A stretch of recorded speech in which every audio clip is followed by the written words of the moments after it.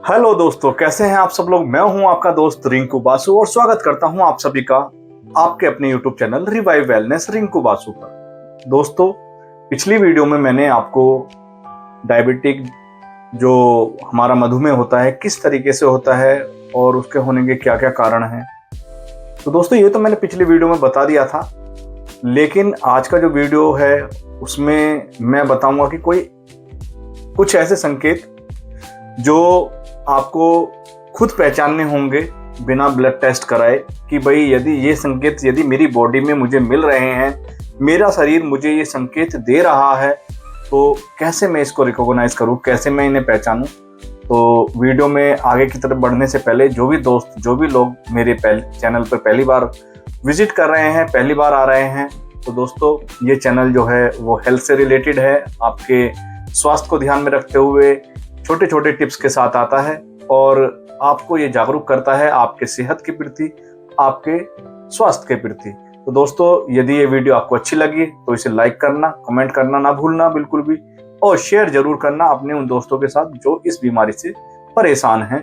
और मेरे channel revive wellness Rinku Basu को सब्सक्राइब जरूर कर देना, करना ना भूलना। तो चलते हैं वीडियो में आगे की तरफ। दोस्तों, हमने जाना पिछली वीडियो में कि जो डायबिटीज है वो होता क्या है, क्या क्या इसके कारण है होने के, और ये हमने पिछली वीडियो में बताया। लेकिन कुछ संकेत दोस्तों ऐसे होते हैं जो हमें हमारा शरीर जो प्री डायबिटिक होने पर हमें पहले ही बता देता है कि भाई आप धीरे धीरे सचेत हो जाइए, अन्यथा ये गंभीर बीमारी जो शुगर है, डायबिटीज है, आप इससे ग्रस्त हो सकते हैं, इससे परेशान हो सकते हैं।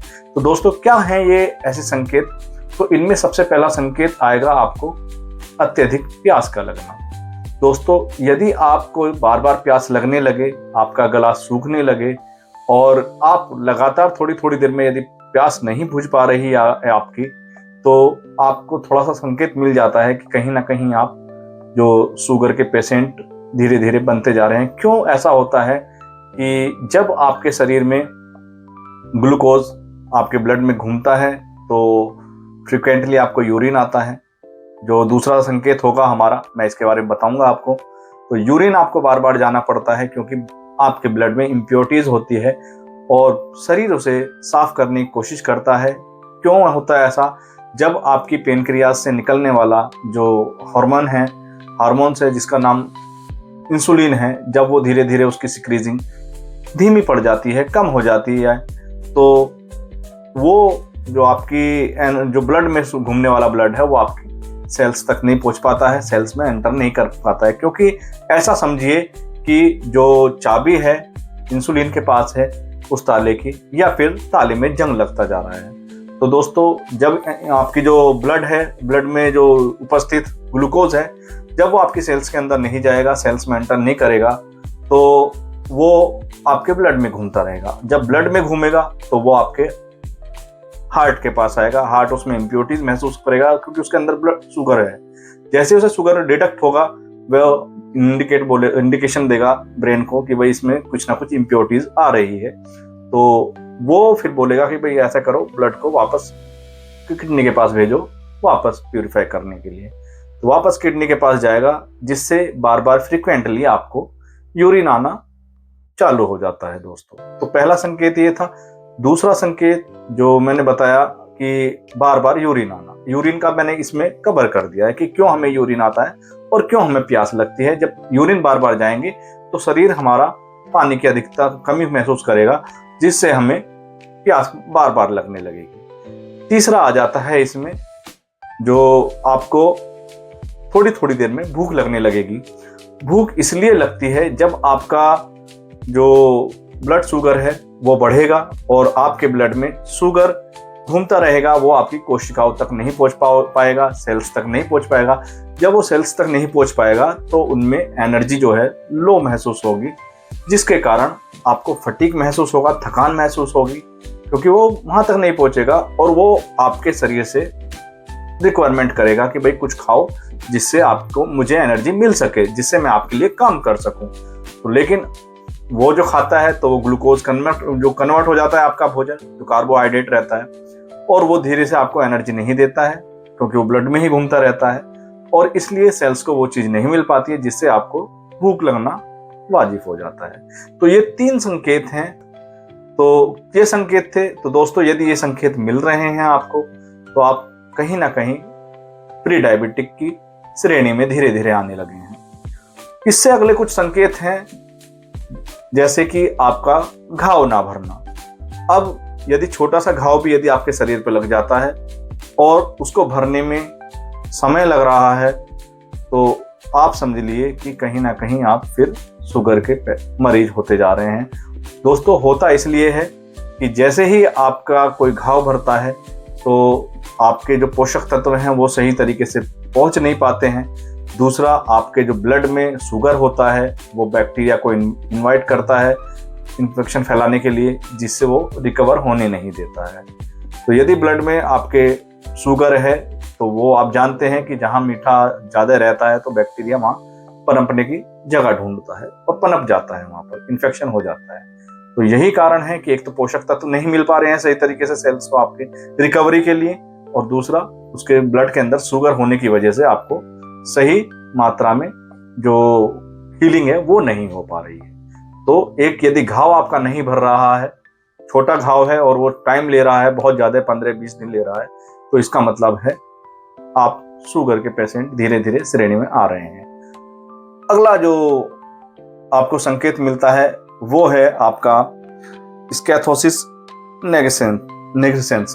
दोस्तों यदि आपके गले पर ब्लैक कलर की कोई पट्टी बनती जा रही है, ब्लैक कलर का कोई स्किन काली पड़ती जा रही है, ब्राउनिश हो रही है, मखमली सी होती जा रही है, तो ये संकेत है आपके शुगर होने का, कि आपके ब्लड में कहीं ना कहीं इंसुलिन रेजिस्टेंस आपका बढ़ रहा है।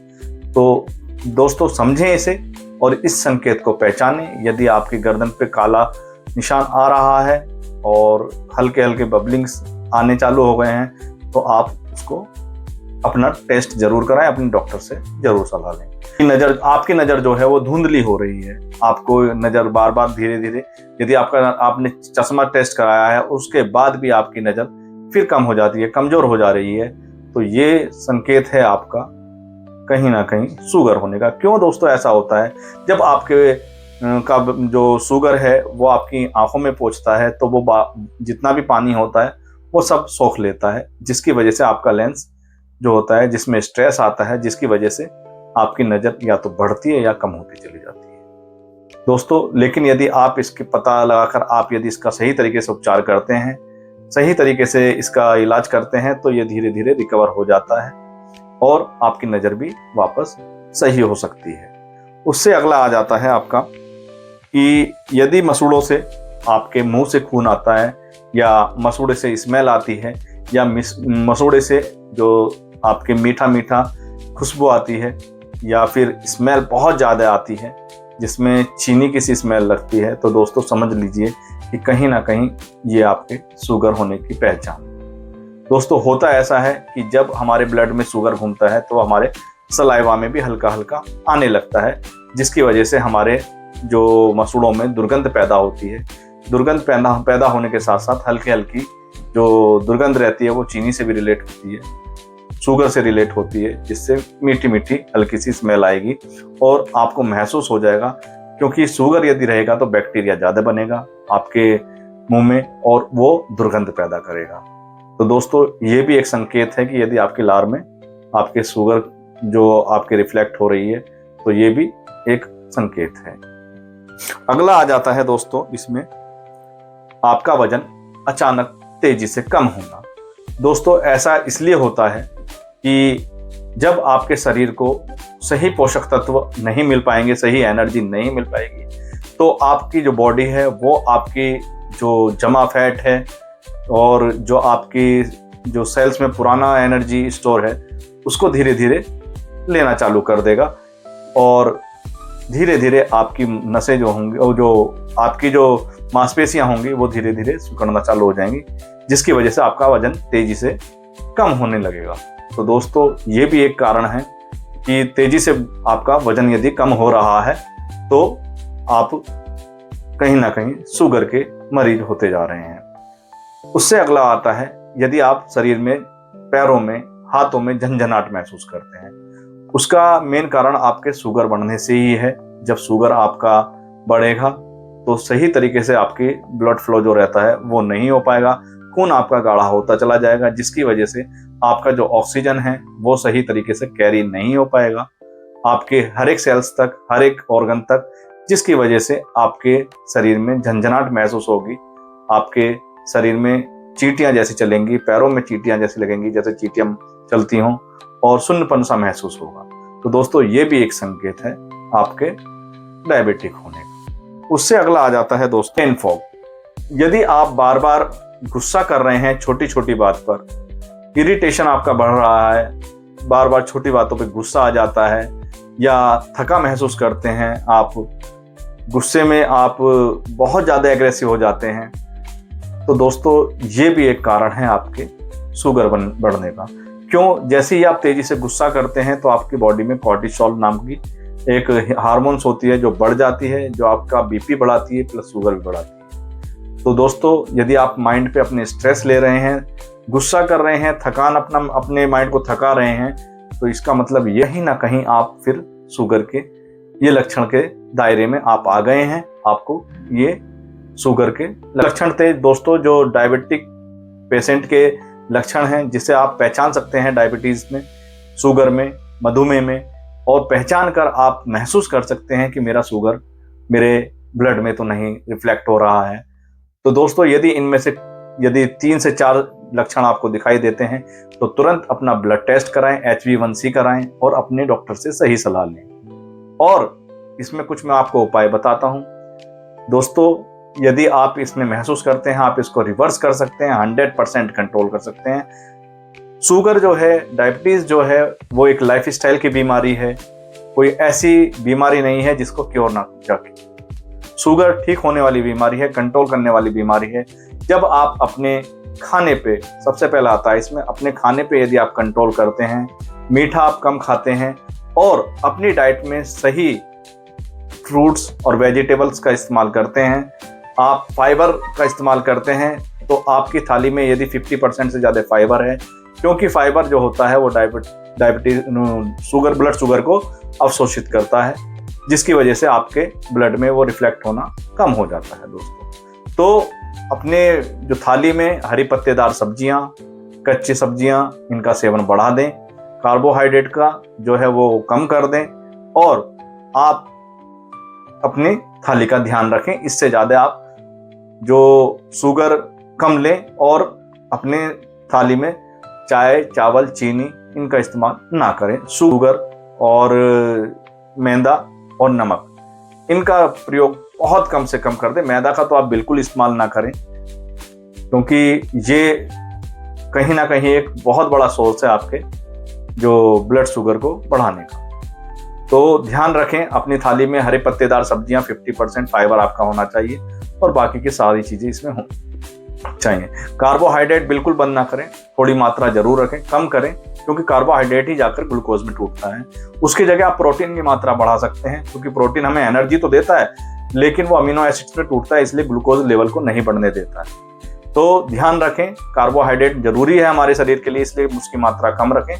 प्रोटीन की और फाइबर की मात्रा आप अपने डाइट में बढ़ा दें, जिससे आपका शुगर, यदि आप इसका नियमित प्रयोग करते हैं, नियमित ध्यान रखते हैं और बिल्कुल एकदम समय पर खाना खाते हैं, हर चीज समय पर करते हैं, तो दोस्तों आप देखेंगे कि महीने 1.5 महीने में आपको खुद फर्क महसूस होने लगेगा। दूसरा आ जाता है आपका व्यायाम। व्यायाम दोस्तों 24 घंटे में से आप 1 घंटा अपने समय बॉडी के लिए निकालिए, अपने शरीर के लिए निकालिए, जिससे आप अपने शरीर को एक्टिव कर सकते हैं, जिससे आपकी, जब आप एक्सरसाइज वगैरह करेंगे तो आपकी पेनक्रियाज धीरे धीरे वर्क करना चालू कर देगी। आपकी ग्लूकोज जो आपके ब्लड में घूम रही है वो धीरे धीरे अब्जॉर्ब होना चालू हो जाएगी और आप जो रिवर्स की ओर अग्रसर हो जाएंगे दोस्तों। वहीं इसमें आप तीसरा जो आता है, आप पॉजिटिव सोचें, हो सके तो मेडिटेशन करें, अच्छी अच्छी किताबें पढ़ें, नेगेटिविटी की तरफ ना जाएं, नेगेटिव बिल्कुल ना सोचें कि भाई यदि मेरे को मैं डायबिटिक हो गया हूं तो मैं अब ठीक नहीं हो सकता हूं। ऐसा नहीं है दोस्तों, कंट्रोल कर सकते हैं आप, इसको रिकवर कर सकते हैं, रिवर्स कर सकते हैं अपनी डायबिटीज। ये 100% श्योर है कि आप अपनी डायबिटीज को रिवर्स कर सकते हैं। लेकिन मैंने जो आपको बताया ये आपको करना पड़ेगा, अपने संकेत पहचानने पड़ेंगे, अपनी डाइट का ख्याल रखना पड़ेगा, आपको स्ट्रेंथ ट्रेनिंग एक्सरसाइज करनी पड़ेगी, आपको योगा व्यायाम सब कुछ करना पड़ेगा। 24 घंटे में से 1 घंटा अपने शरीर के लिए देना पड़ेगा। सही सकारात्मक सोच रखनी पड़ेगी। और रात में आप 1 चम्मच मेथी दाना भिगो कर रख दें, अच्छे से साफ कर लें, 1 गिलास में भिगो के रख दें। सुबह उठें, फ्रेश होने के बाद, नित्य क्रिया करने के बाद आप उस मेथी दाने को चबा लें और ऊपर से पानी पी लें। आधा 1 घंटे तक कुछ ना खाएं, तो देखें कि इससे भी आपका जो इंसुलिन रेजिस्टेंस है वो धीरे धीरे कम होना चालू हो जाएगा। आप जो अच्छा महसूस करेंगे, एनर्जेटिक महसूस करेंगे और आपके ब्लड शुगर धीरे धीरे कम होती चली जाएगी। मॉनिटर आपको जरूर करना है अपना। हर तीसरे या चौथे दिन आप अपने शुगर को मॉनिटर करें। भाई यदि बढ़ रहा है तो और ज्यादा प्रक्रिया लें, अपने डॉक्टर की सलाह लें। यदि नॉर्मल है, घटता जा रहा है, तो इस प्रक्रिया को निरंतर चालू करें और चालू करते रहें। अपने लाइफ स्टाइल को सुधारें, इन चीजों को अप्लाई करें अपने जीवन में। तो दोस्तों, यदि वीडियो आपको अच्छी लगी हो तो लाइक शेयर करना बिल्कुल ना भूलें और मेरे channel revive wellness Rinku Basu को सब्सक्राइब जरूर करें। तो मिलते हैं अगले वीडियो में, तब तक स्वस्थ रहिए, खुश रहिए।